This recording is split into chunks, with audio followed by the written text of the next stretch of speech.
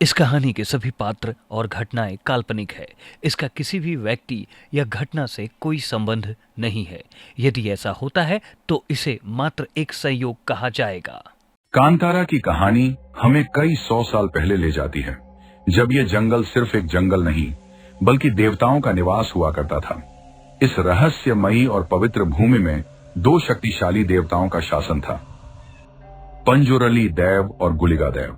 दोनों देवता ही इस भूमि के रक्षक थे, लेकिन उनकी शक्तियां और स्वभाव एक दूसरे से बिल्कुल भिन्न थे। जहां पंजुरली को करुणा और संरक्षण का देवता माना जाता था, वहीं गुलिगा एक क्रोधी और असहनीय शक्तियों वाले देवता थे। कहानी शुरू होती है कांतारा के घने जंगलों में बसे एक छोटे से गांव से। उस गांव के लोग इन देवताओं की पूजा और आराधना करते थे। उनके विश्वास के अनुसार पंजुरली देव गांव की हर बुरी ताकत से रक्षा करते थे।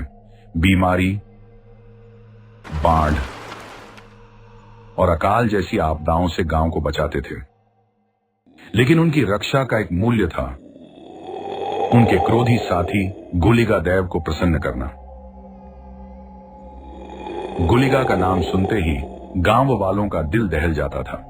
उन्हें मानना था कि गुलिगा को नजरअंदाज करना विनाश को निमंत्रण देना था।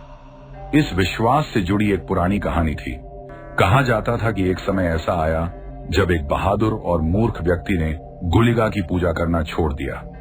उसने पंजुरली को अपना रक्षक समझ लिया और सोचा कि उसे अब गुलिगा की पूजा की आवश्यकता नहीं।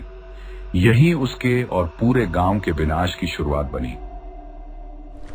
एक रात जब आसमान पर काले बादल छाए हुए थे और हवाओं में बेचैनी की खामोशी थी, गांव वालों ने अचानक जंगल की ओर से आने वाली चीखें सुनी। वह बहादुर व्यक्ति जिसने गुलिगा की पूजा करना बंद कर दी थी, जंगल में अकेला पाया गया था, मृत, भय से जकड़ा हुआ। उसके चेहरे पर दर्द और डर की छाप ऐसी थी कि गांव के बुजुर्ग भी कांप उठे। वो घटना गांव वालों के लिए एक चेतावनी बन गई। इसके बाद हर गांव वाला समझ गया कि पंजुरली और गुलिगा दोनों ही इस भूमि के मालिक हैं। दोनों का संतुलन बनाए रखना उनकी जिम्मेदारी है। समय के साथ एक प्रथा ने जन्म लिया। हर वर्ष गांव वाले एक विशेष अनुष्ठान करते, जिसमें पंजुरली देव की कृपा पाने के लिए प्रसाद चढ़ाया जाता और गुलिगा की क्रोधी आत्मा को शांत करने के लिए विशेष बलि दी जाती।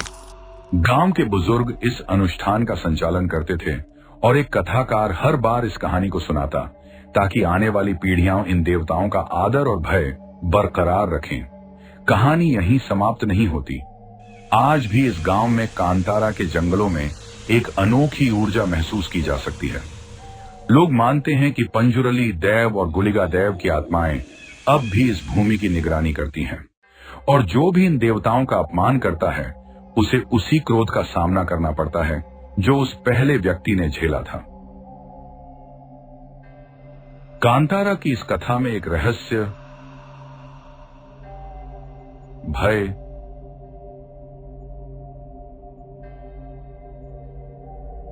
और आस्था की शक्ति छुपी है। यह सिर्फ एक कहानी नहीं, बल्कि उस अनजानी दुनिया की झलक है जहां मानवीय सीमाएं खत्म होती हैं और देवताओं की दुनिया शुरू होती है। अगले अध्याय में हम जानेंगे कि कैसे कांतारा के जंगलों में काडुबेट्टू शिवा का आगमन हुआ और उनकी जीवन में इन देवताओं की क्या भूमिका थी। तब तक के लिए याद रखें, ये देवता किसी से भी मित्रता कर सकते हैं, लेकिन उनकी नाराजगी कभी भी आपके जीवन का आखिरी पल बन सकती है।